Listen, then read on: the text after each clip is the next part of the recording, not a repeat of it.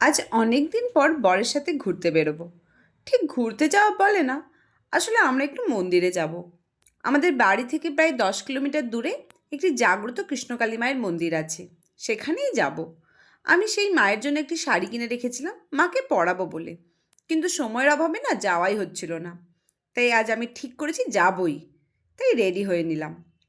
আজ আর শাড়ি পরিনি, কুর্তি পরেছি। আর সাজ বলতে আমার এইটুকুই। সাজগোজ করার মাঝখানে বরের সাথে একটু মারপিটও করে নিলাম।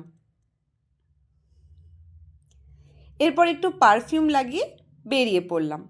আমি ভাবলাম 10 কিলোমিটার দূরে যাব, তাহলে একটু বরের সাথে লং ড্রাইভে যাওয়া হবে।